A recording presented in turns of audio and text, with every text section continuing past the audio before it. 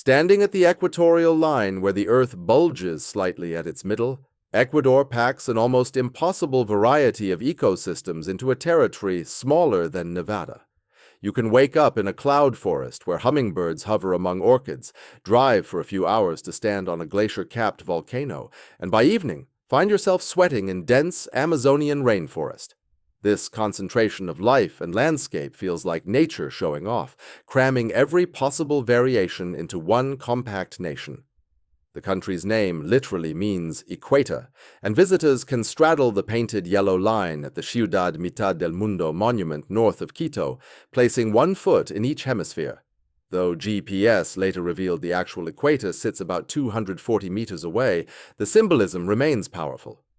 Ecuador exists as a place of balance and extremes, where ice and fire coexist on volcanic peaks, where ancient traditions blend with modern life, and where species found nowhere else on Earth carry on evolutionary experiments that began millions of years ago. Quito announces itself dramatically to arriving travelers. The capital sprawls through a narrow Andean valley at 2,850 meters above sea level, making it the second highest official capital city on the planet. The altitude hits you immediately. Walking up a flight of stairs leaves you gasping, reminding your lungs they're trying to extract oxygen from significantly thinner air. But once you acclimate, this city reveals itself as one of South America's most remarkable urban spaces. The historic center of Quito earned UNESCO World Heritage status in 1978, so becoming one of the first places ever granted this designation. Colonial architecture cascades down hillsides in waves of white walls, red tile roofs, and ornate church facades. The Spanish founded this city in 1534 on the ruins of an important Inca settlement, and the colonial masters poured their wealth into constructing churches and monasteries that would demonstrate their power and piety. Walking through the old town means stepping into a living museum where every street corner presents another Baroque masterpiece. La Compañía de Jesús stands as perhaps the most spectacular of Quito's churches. The Jesuit church took 160 years to complete, and the interior blazes with gold leaf covering virtually every surface. Columns twist toward heaven, altars drip with gilded ornamentation, and the ceiling displays intricate geometric patterns that seem to pulse and breathe in the candlelight. The central nave contains an estimated 7 tons of gold. Local legend claims that the church's architect, upon seeing the completed work, fell from the main dome in despair at never being able to create anything as beautiful again. Whether true or not, the story captures the overwhelming impact of standing inside this golden jewel box. Across the Plaza de San Francisco, another architectural wonder awaits. The church and convent of St. Francis covers nearly 30,000 square meters, making it one of the largest religious complexes in South America. Construction began just 50 days after Quito's founding, and indigenous artisans incorporated their own cosmological symbols into the Christian iconography. If you look closely at the columns and carvings, you'll spot suns that represent Inti, the Inca sun god, faces that echo pre-Columbian masks, and other subtle rebellions against the imposed European aesthetic. The city's churches tell stories of cultural collision and synthesis, but Quito's contemporary energy pulses through neighborhoods beyond the colonial core. La Mariscal buzzes with restaurants serving everything from traditional locro de papa, a potato soup that warms you against the Andean chill, to fusion cuisine blending Amazonian ingredients with international techniques. Street vendors sell fresh fruit juices in impossible colors, purple from mora berries, bright yellow from naranjilla, deep red from tree tomatoes. The Teleférico cable car system whisks riders up the eastern slopes of Pichincha volcano to Cruz Loma station at 4,050 meters. The ascent reveals Quito spreading below like a glittering carpet, the city's lights beginning to twinkle as afternoon fades. From the top, trails lead even higher toward Rucu Pichincha's summit at 4,698 meters. The vegetation here consists of paramo, the unique high-altitude ecosystem found only in the northern Andes. Strange plants called frailejones grow in these cold grasslands, their thick fuzzy leaves adapted to withstand freezing nights and intense ultraviolet radiation. Walking through Paramo feels like exploring an alien landscape, particularly when mist rolls in and transforms the world into a gray-white void where distance and direction lose meaning. Volcanoes dominate Ecuador's geography and psychology. The country sits atop the intersection of several tectonic plates, creating the volatile geological conditions that birth these fire mountains.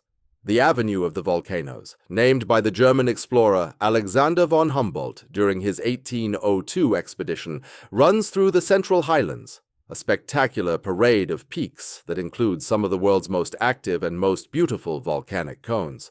Cotopaxi rises south of Quito like a perfect geometric shape drawn by a meticulous artist. At 5,897 meters, it ranks among the highest active volcanoes on Earth, and its near-perfect symmetrical cone gleams with glaciers and permanent snow. The Inca considered Cotopaxi sacred, and local legends tell of a beautiful princess who fled an arranged marriage to live on the mountain's slopes. Her father, enraged, commanded Cotopaxi to erupt and destroy her. But the mountain god fell in love with the princess and hid her in his glacial chambers, where she lives still, occasionally emerging as an apparition glimpsed by climbers in the thin air. Climbing Cotopaxi presents a serious mountaineering challenge despite the volcano's popularity. The standard route requires technical ice climbing skills, proper acclimatization, and respect for rapidly changing weather. Climbers typically begin their summit push at midnight from the Jose Ribas refuge at 4,800 meters, ascending through darkness with headlamps illuminating the snow ahead. The goal is reaching the summit for sunrise, that magical moment when the first light strikes the glacier-covered crater rim and the world below remains wrapped in night. Yet the climb tests both body and mind. Altitude sickness lurks as a constant threat, manifesting in headaches, nausea, and dangerous confusion. The glaciers shift and crack, opening crevasses that can swallow the unwary. But reaching Cotopaxi's summit brings rewards beyond the physical achievement. Standing on the rim, you can peer into the crater where sulfurous steam vents remind you that beneath the ice, molten rock churns and waits. On clear mornings, the view extends to other volcanic peaks marching north and south, each summit a monument to the Earth's restless interior. Cotopaxi last erupted significantly in 2015, sending ash plumes into the sky and prompting evacuations from nearby communities. The volcano has a history of major eruptions, including devastating events in 1768 and 1877 that sent lahars, volcanic mudflows, racing down the mountain's flanks. These flows traveled over 100 kilometers, destroying towns and altering river courses. The 1877 eruption's lahars reached the Pacific Ocean, carrying Cotopaxi's fury from the high Andes to the sea. Ecuadorians live with their volcanoes through a mixture of respect, fear, and pragmatic acceptance. You can't build a nation in the Andes without making peace with the possibility that the mountains might someday decide to rearrange the landscape. But volcanic soil also creates incredible fertility, and the valleys between these peaks support agriculture that has fed populations for thousands of years. Tungurahua, whose name means throat of fire in Quechua, provides an even more immediate reminder of volcanic power. This 5,023-meter peak overlooks the adventure tourism hub of Baños, and it's been in an active eruptive phase since 1999. Visitors to Baños can watch Tungurahua rumble and occasionally cough out ash clouds, the volcano's smoke plume visible against the sky. At night, if you're lucky and the volcano is feeling demonstrative, you might see the glow of incandescent material being ejected from the crater, red-hot rocks arcing through darkness. Baños itself occupies a valley between the high Andes and the beginning of the Amazon basin, a transitional zone where landscapes change with dramatic speed. The town's full name, Baños de Agua Santa, references the thermal hot springs that bubble up from the earth, heated by the same geothermal forces that feed Tungurahua. After hiking, mountain biking, or zip-lining through the surrounding cloud forests, soaking in these mineral-rich pools provides welcome relief. Steam rises from the pools in the cool mountain air, and locals claim the waters possess healing properties for everything from arthritis to broken hearts. The road from Baños toward the Amazon drops through a series of spectacular waterfalls: Pailón del Diablo, the Devil's Cauldron, thunders into a rocky gorge with such force that spray creates perpetual rainbows in the mist. You can climb down precarious stairs and cross bridges to reach viewing platforms where the waterfall's roar drowns out all other sound. The volume of water pounding through this narrow canyon demonstrates the power of the rivers draining from the Andes, carrying snowmelt and rainfall eastward toward the Amazon. Ecuador's slice of the Amazon rainforest covers nearly half the country's territory, but holds only a small fraction of its population. This is the Oriente, the eastern region where the land flattens and the forest closes in with suffocating density. Rivers become highways, and indigenous communities maintain traditions that stretch back long before Europeans arrived bearing crosses and conquest. The Yasuni National Park protects nearly 10,000 square kilometers of primary rainforest, one of the most biodiverse places on the planet. Scientists have identified more tree species in a single hectare of Yasuni than exist in all of North America. The park's remote location, far from human settlement and straddling the equator where conditions favor incredible species richness, has created an evolutionary playground.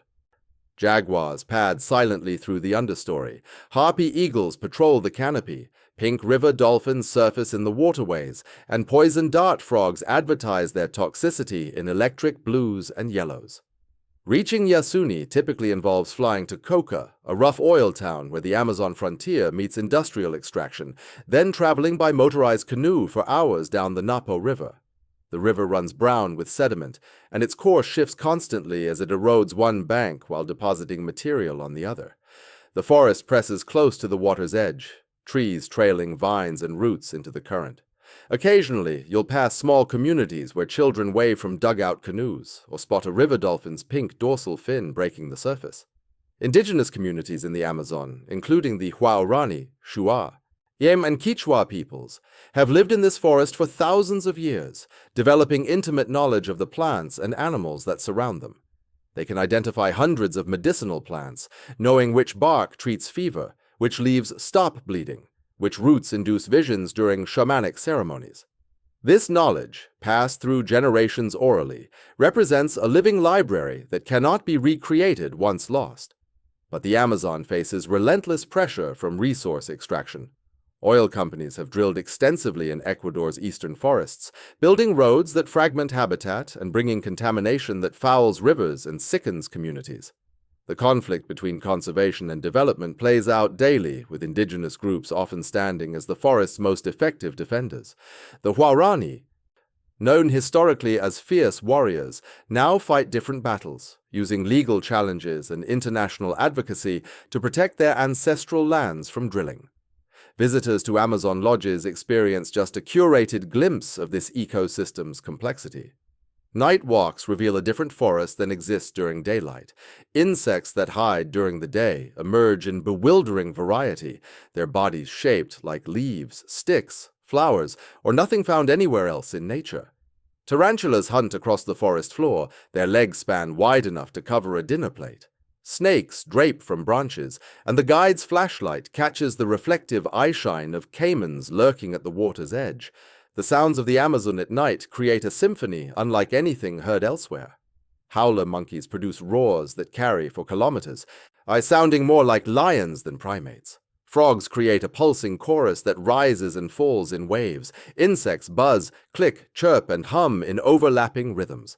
The forest is never silent, never still, constantly alive with creatures calling, hunting, mating, dying, and being born. Ecuador's biodiversity reaches its most famous expression in the Galapagos Islands, that scattered archipelago lying 1,000 kilometers off the mainland coast in the Pacific Ocean. These volcanic islands emerge from the seafloor through millions of years of eruptions, raw material pushed up from deep in the Earth's mantle as the Nazca tectonic plate slides over a hotspot. The islands have never been connected to any continent, meaning every species that lives there either flew, swam, or drifted across that 1,000-kilometer void. Charles Darwin visited the Galapagos in 1835 aboard HMS Beagle, spending just 5 weeks in the archipelago. But those weeks provided observations that would help revolutionize biology. Darwin noticed that mockingbirds varied from island to island, that finches showed different beak shapes related to their food sources, and that tortoises differed in shell shape depending on their home island. These variations planted seeds that eventually grew into his theory of evolution by natural selection. The islands continue to function as a living laboratory where evolution proceeds in fast forward. Species isolated on individual islands diverge from their cousins elsewhere, adapting to local conditions. The absence of large predators for most of the island's history meant prey animals never developed fear of approach, creating the famous tameness that allows visitors to walk within meters of nesting birds, basking iguanas, and lounging sea lions. Hispaniola Island on the archipelago's southern edge hosts the world's entire breeding population of waved albatrosses. These magnificent seabirds, with wingspans exceeding 2 meters, spend most of their lives gliding over the Pacific, but they return to Hispaniola between April and December to court, mate, and raise chicks. Their courtship dance ranks among nature's most elaborate rituals. Pairs face each other, circling, bowing, clacking their bills together in rapid-fire sequences, and pointing their beaks skyward while making peculiar honking sounds. The dance can continue for hours, a commitment ceremony that reinforces bonds between partners who mate for life. Marine iguanas, I found nowhere else on Earth, look like miniature dragons lounging on black volcanic rocks. These are the world's only sea-going lizards, creatures that dive into cold Pacific waters to graze on algae growing on underwater rocks. Their adaptations for this lifestyle include flattened tails for swimming, sharp claws for gripping rocks in the surge, and specialized glands for expelling excess salt absorbed while feeding.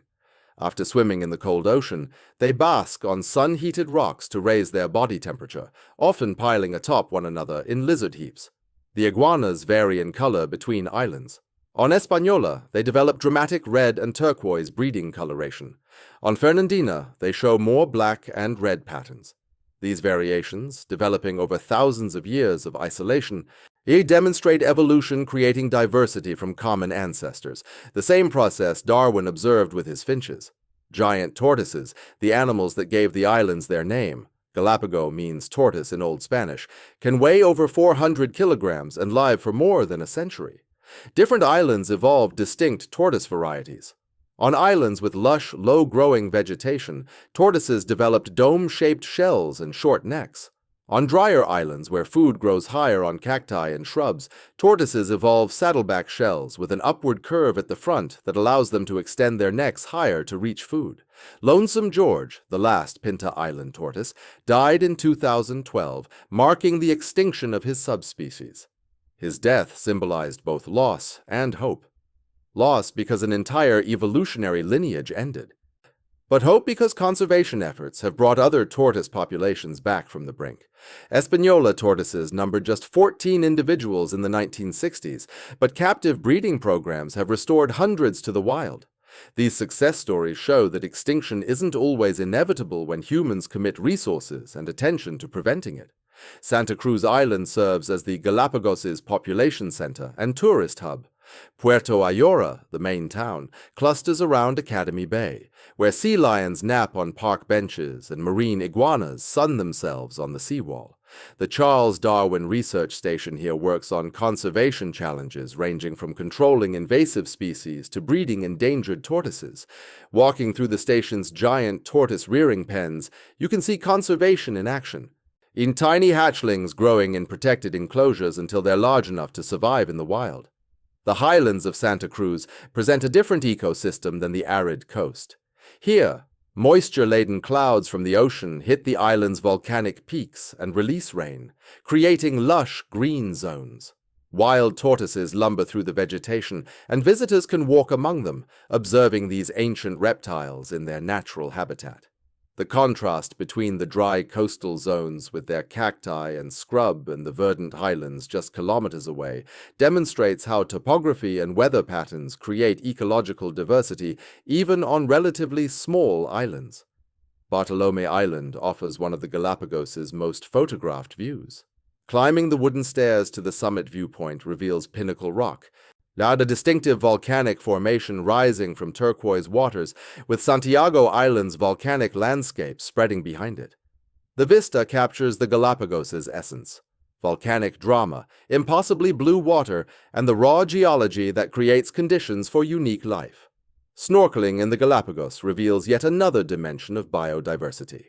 The waters surrounding these volcanic rocks teem with life adapted to the confluence of several ocean currents.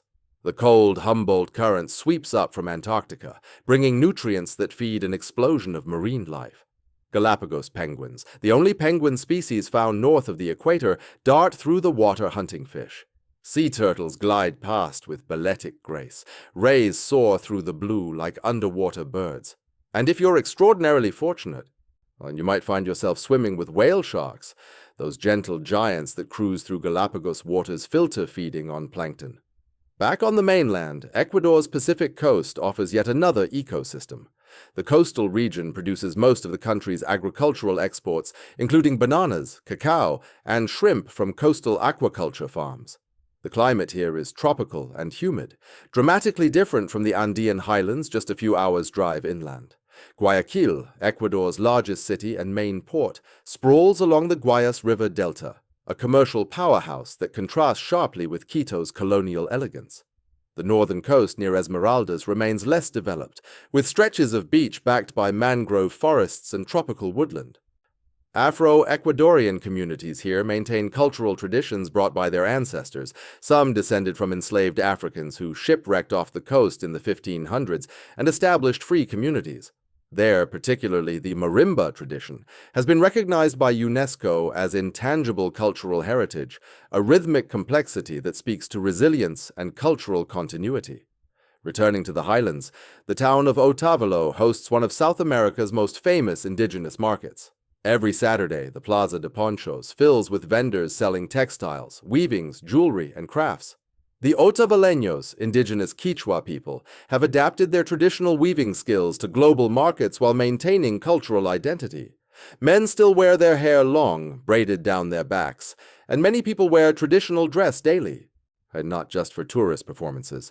The market extends beyond crafts into the animal market, where farmers trade livestock in the pre-dawn hours, and the produce sections where pyramids of fruits and vegetables create colorful abundance. The smell of grilling meat mixes with the scent of fresh herbs, and vendors call out their wares in Quechua, Spanish, and increasingly English. Despite the commercial aspects, the market retains authentic energy, serving local needs while accommodating tourism. Near Otavalo, several crater lakes nestle in the calderas of extinct volcanoes. Laguna Quicocha, the guinea pig lake, fills a crater formed by a massive eruption thousands of years ago.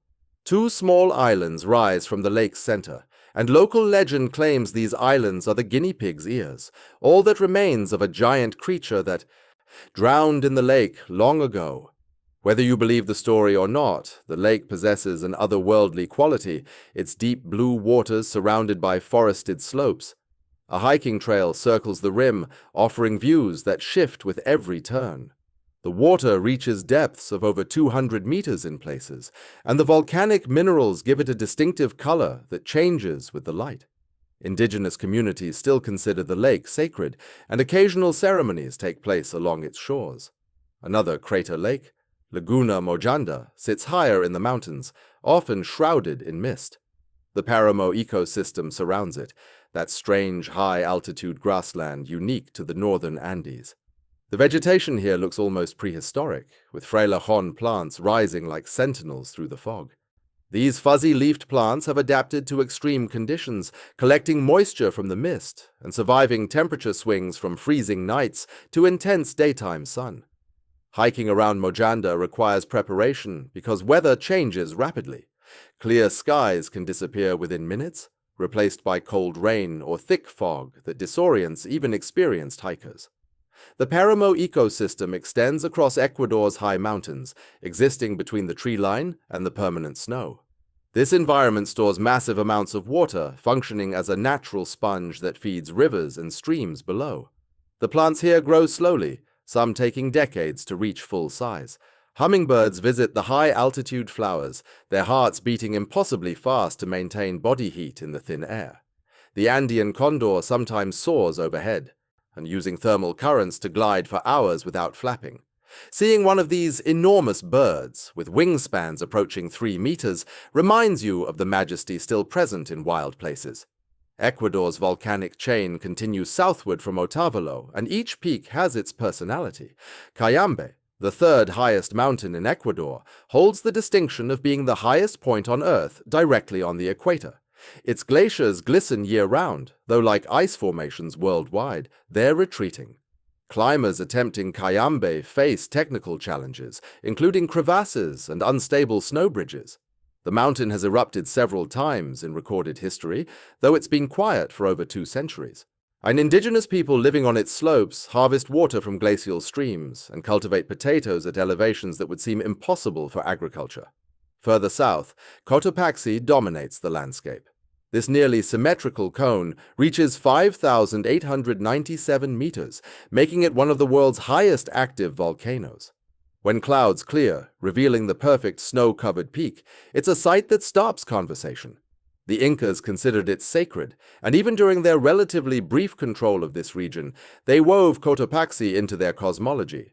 Spanish chroniclers recorded indigenous accounts of eruptions that darkened the sky for days, covering fields in ash and triggering floods from melting ice. Cotopaxi National Park surrounds the volcano, protecting paramo grasslands and wild horses that roam freely. And these horses descended from Spanish stock, but have adapted completely to high-altitude life.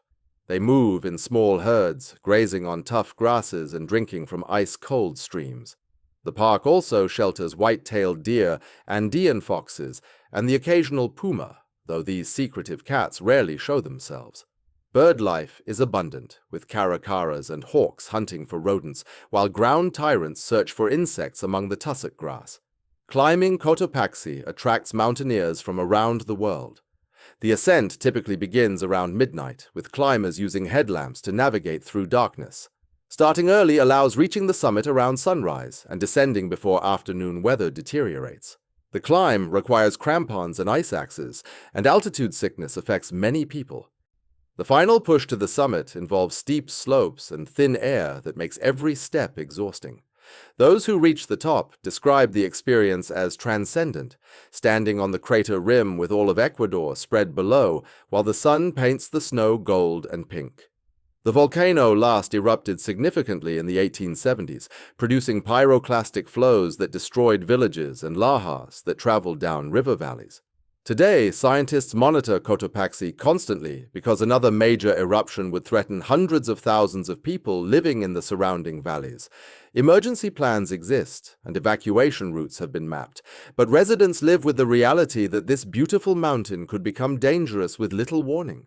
Despite the risks, the people continue to farm the fertile volcanic soils and build homes with views of the peak. Between the major volcanoes, Ecuador's central highlands contain a series of high valleys where cities and towns developed over centuries. The Pan-American Highway threads through this region, connecting settlements and offering travelers spectacular views. Markets in small towns burst with color on designated days, when farmers bring produce and artisans display their work.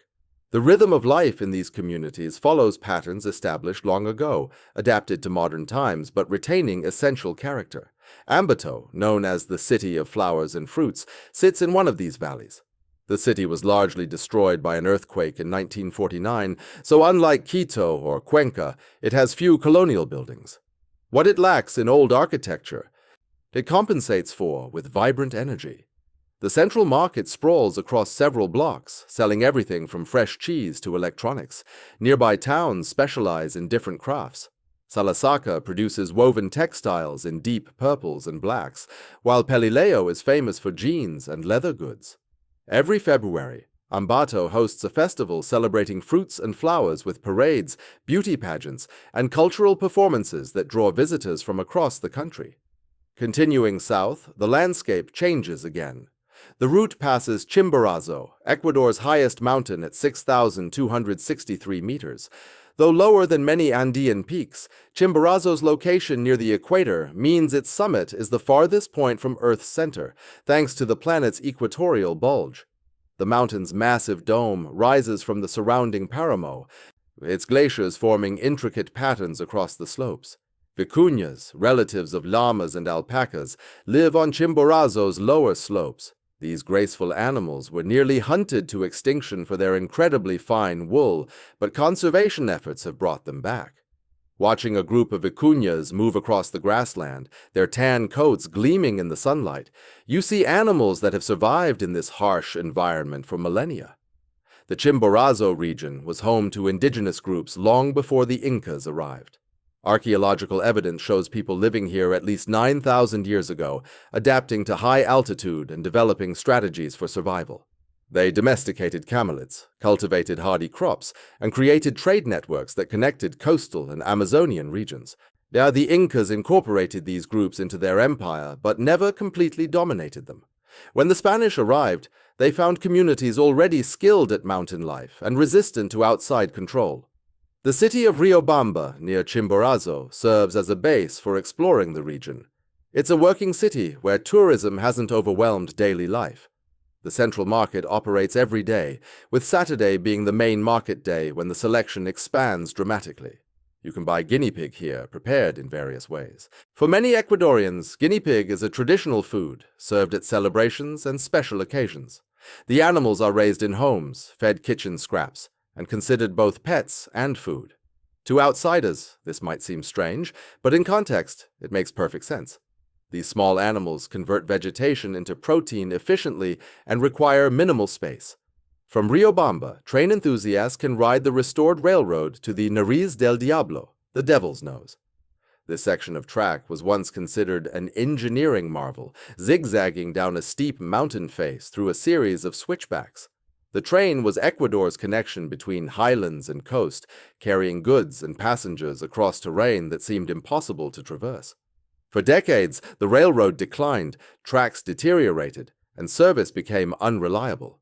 Recent restoration has revived portions of the route as tourist attractions.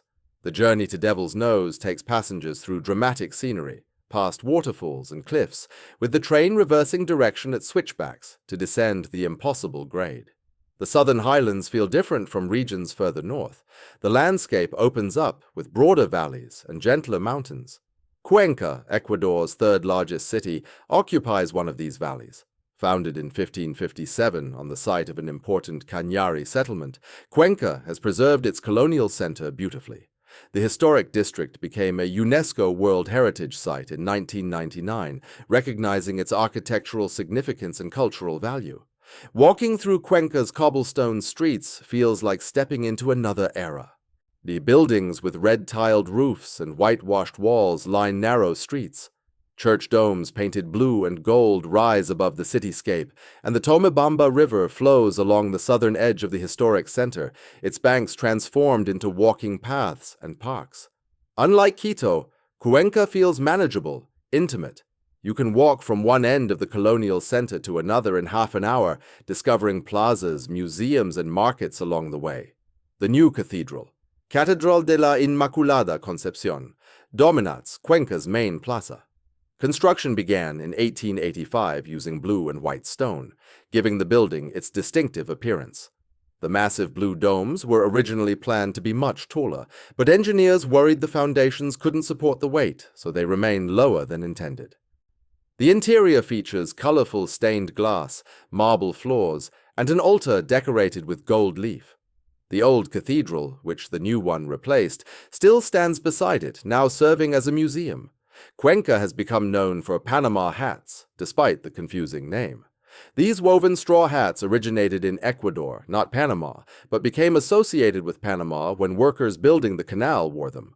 The finest Panama hats come from Cuenca and nearby towns, woven from toquilla palm fibers. Creating a high-quality hat requires months of work, with weavers using techniques passed down through generations. The weave can be so fine that the hat holds water, and prices for the best examples reach thousands of dollars. Factories and workshops around Cuenca welcome visitors to watch the process and purchase hats directly from makers.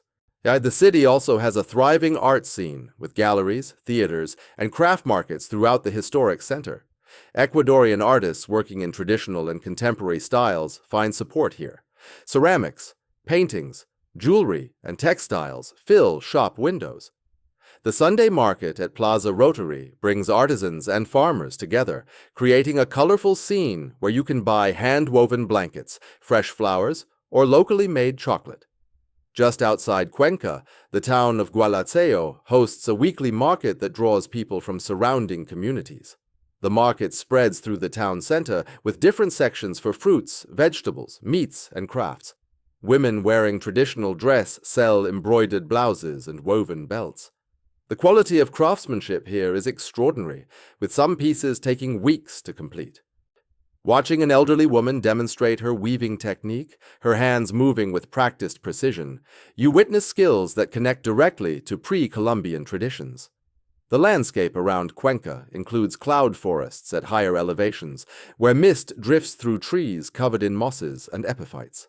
El Cagas National Park, about 30 kilometers west of the city, protects a region of Paramo dotted with hundreds of small lakes.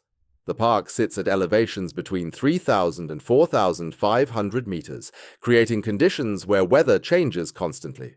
Hiking trails wind through this strange landscape, passing lakes that reflect clouds and sky, crossing streams on wooden bridges, and climbing hills that offer views across the entire park. El Cajas is home to unique flora and fauna adapted to cold, wet conditions. The polylepis tree, one of the highest altitude trees in the world, grows here in twisted formations with papery bark that peels away in layers. These trees create microclimates that shelter smaller plants and animals. Birds include the rare masked mountain tanager, found only in this region, and the rainbow-beaked toucan barbet. The quinoa plant grows wild here, the same species later domesticated to become an important food crop. Scientists study El Cajas to understand how ecosystems function at extreme altitudes and how climate change might affect these fragile environments. The road from Cuenca toward the coast descends through multiple climate zones within a few hours. You start in the cool highlands, pass through temperate valleys where coffee and sugarcane grow, and eventually reach tropical lowlands with banana plantations and mangroves. But this dramatic change illustrates Ecuador's incredible diversity compressed into a small area. The western slopes of the Andes receive moisture from Pacific weather systems, creating lush forests different from those on the eastern slopes. Ecuador's coast stretches for over 2,000 kilometers, from the Colombian border in the north to Peru in the south. The coastal region has a different character from the highlands, more relaxed and outward-looking. The ocean moderates temperatures, and the culture shows influences from African, indigenous, and Spanish roots. Fishing villages dot the coastline, some expanding into beach resort towns, while others remain quiet settlements where daily life revolves around the tide and weather. Guayaquil, Ecuador's largest city, sits inland from the coast on the Guayas River. The city has a reputation as the economic engine of the country, handling most of Ecuador's imports and exports through its port. For years, Guayaquil struggled with urban problems, but recent decades have seen significant improvements. The waterfront Malecon, 2000 transformed a neglected riverbank into a popular promenade with gardens, monuments, and restaurants. Las Peñas, the city's historic neighborhood, climbs a hill at the north end of the Malecon, its colorful wooden houses and art galleries attracting visitors. The climate in Guayaquil is hot and humid, especially during the rainy season from January to April. The city has a tropical feel, with palm trees lining streets and iguanas lounging in park trees. The semi-wild iguanas of Parque Seminario, sometimes called Iguana Park, have become an attraction. Dozens of land iguanas, some over a meter long, share the park with visitors, basking in the sun and eating leaves. They're surprisingly tolerant of people, though feeding them is discouraged to keep them healthy and wild. North of Guayaquil, the coast offers beaches and fishing villages. Montañita has evolved from a quiet surf spot into a busy beach town popular with backpackers and surfers. The waves here are consistent, and the beach culture is laid back. Further north, Puerto Lopez serves as the gateway to Machalila National Park and the offshore Isla de la Plata. This small island earned the nickname Poor Man's Galapagos because several Galapagos species also nest here, including blue-footed boobies, Nazca boobies, and magnificent frigate birds. Snorkeling around the island reveals tropical fish and sometimes sea turtles. Then from June to September, Humpback whales arrive to breed and give birth, and boat tours offer chances to see these enormous mammals breach and tail slap in warm Pacific waters. The town of Esmeraldas, in Ecuador's far north, is the heart of Afro-Ecuadorian culture. Enslaved Africans were brought to this coast during colonial times to work on plantations. When a slave ship wrecked off the coast in the 1500s, survivors escaped into the forest and established free communities. They mixed with indigenous groups, creating a unique cultural blend. The here reflects African roots with marimba rhythms and call and response singing. Traditional cuisine includes dishes featuring coconut, plantains, and seafood, flavors distinct from highland food. The Esmeraldas coast receives heavy rainfall supporting thick tropical forests. These forests once extended continuously but have been fragmented by agriculture and logging. What remains holds tremendous biodiversity, including jaguars, ocelots, and numerous bird species. Conservation organizations work with local communities to protect forest remnants and restore degraded areas. Ecotourism offers an alternative to logging, providing income while preserving ecosystems. Ecuador's commitment to protecting natural areas has grown significantly in recent decades. The country's constitution, adopted in 2008, was the first in the world to recognize the rights of nature. While implementing these rights remains challenging, the constitutional recognition reflects a shift in how Ecuadorians view their relationship with the environment. National parks, reserves, and protected areas now cover roughly 20% of Ecuador's land area, though enforcement varies and threats from illegal logging, mining, and poaching persist. The Yasuni National Park in the Amazon represents one of the most biodiverse places on Earth. A single hectare of forest in Yasuni can contain more tree species than all of North America. The park also overlaps with territories of indigenous groups living in voluntary isolation, communities that have chosen to avoid contact with the outside world. Protecting their rights while also managing oil reserves beneath the forest has created ongoing ethical and political debates. Ecuador attempted to establish a trust fund that would compensate for leaving oil underground. But the initiative failed to raise sufficient international support, and drilling began in some areas. The tension between economic development and environmental protection plays out across Ecuador. The country needs revenue from natural resources to fund education, healthcare, and infrastructure.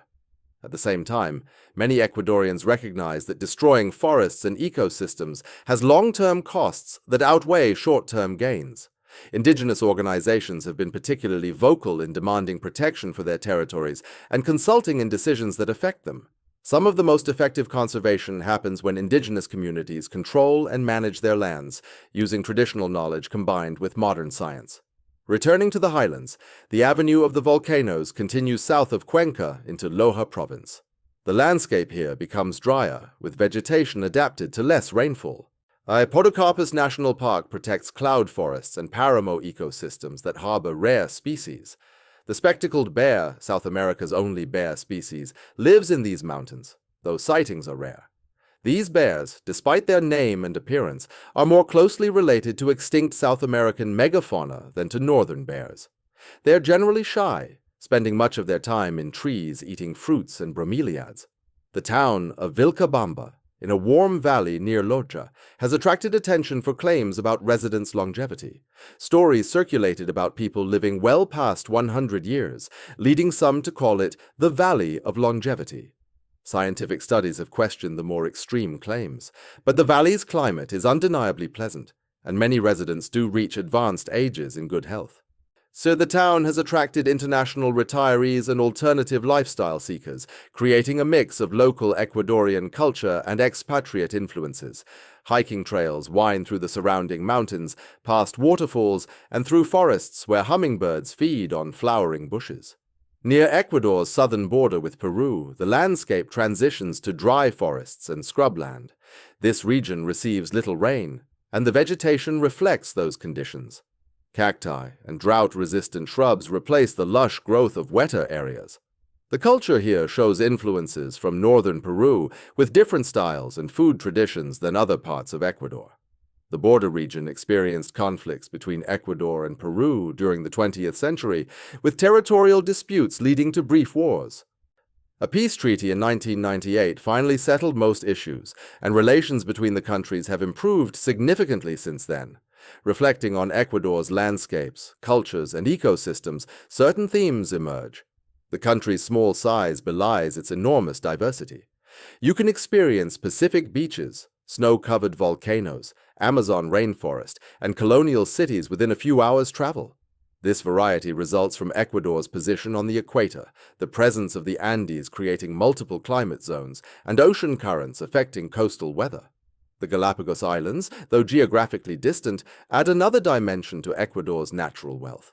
The indigenous heritage remains strong, particularly in rural areas and small towns. Markets, festivals, and daily practices preserve traditions that connect to pre-Columbian times. Language survival varies. Quechua is still spoken widely in highland communities, though pressure from Spanish language education and media presents challenges. Some communities have established Quechua language schools to ensure young people maintain fluency. Other indigenous languages, like the Amazonian languages, are more endangered, with fewer speakers each generation.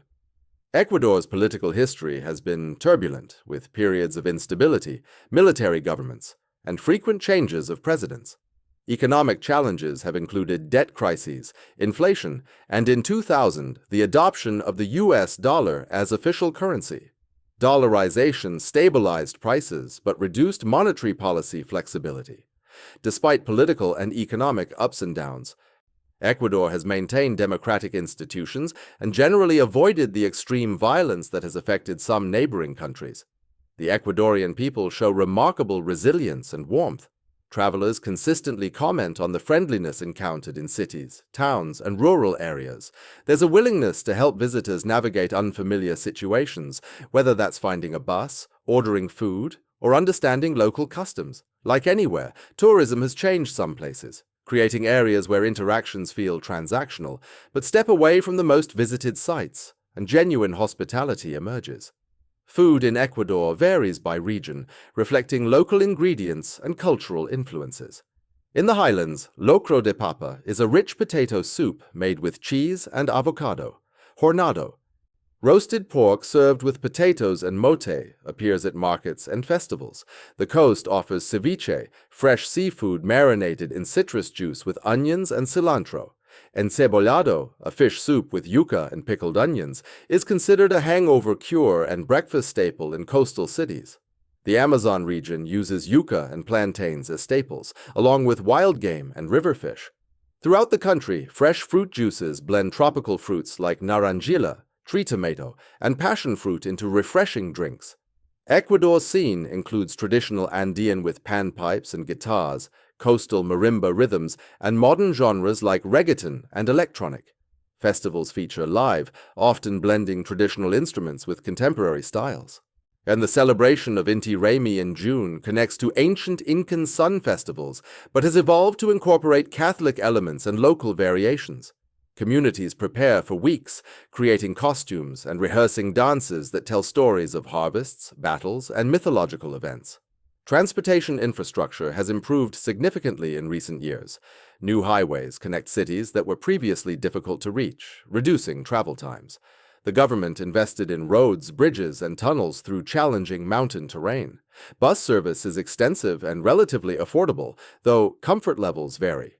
Luxury buses with reclining seats and onboard entertainment run popular routes, while older buses serve rural areas, sometimes stopping to pick up passengers anywhere along the road. Domestic flights connect major cities, useful for saving time, though flying means missing the incredible scenery visible from ground level. For adventurous travelers, Ecuador offers countless opportunities: climbing peaks, trekking through rainforests, surfing Pacific waves, diving around the Galapagos, mountain biking down volcano slopes, rafting whitewater rivers, or simply wandering through markets and colonial streets all provide ways to engage with the country. The level of infrastructure supports independent travel while also offering guided tours for those who prefer structure and expertise. Safety concerns exist, as they do anywhere. Quito and Guayaquil have areas where crime is a problem, and travelers should take normal precautions with valuables and awareness of surroundings. Rural areas generally feel safer. Although remote regions require preparation and sometimes local knowledge, political demonstrations occasionally block roads, and volcanic activity can create hazards. Checking current conditions and staying informed helps avoid problems. The experience of traveling in Ecuador often exceeds expectations. People arrive thinking of the Galapagos, but discover that the mainland offers equally compelling experiences. The concentration of diverse environments, the richness of indigenous cultures, the accessibility of natural wonders, and the warmth of personal interactions combine to create something special. You might arrive planning to stay a week and find yourself extending your visit, discovering that Ecuador requires time to appreciate fully. Standing on a summit, watching the sun rise over the Amazon. Walking through a cloud forest, listening to birds you can't see, bargaining for textiles in a highland market, tasting ceviche at a beach shack, or watching blue-footed boobies perform their courtship dance on volcanic rock. You experience moments that reshape your understanding of what the world contains. Ecuador delivers these moments consistently, without requiring extensive planning or enormous budgets. The country rewards curiosity and openness, offering discoveries to those willing to explore beyond the obvious attractions. In a world where travel has become increasingly standardized, Ecuador retains the capacity to surprise, challenge assumptions, and create lasting impressions that pull you back long after you've returned home.